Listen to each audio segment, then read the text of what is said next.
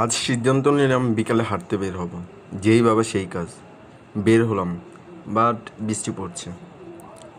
জিলাপি পাহাড়ে যাব। নাম শুনলে মনে হয় মিষ্টির দোকানে আসছে।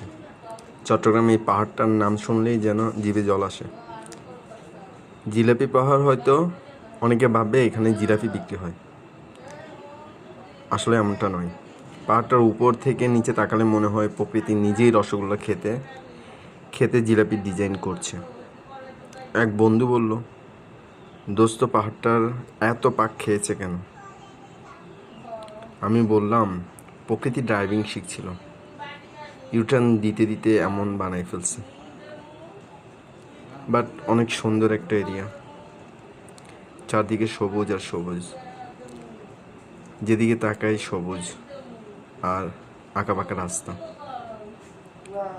অনেক সুন্দর, মনটা ভরে গেল জিলাপি পাহাড়টা দেখে।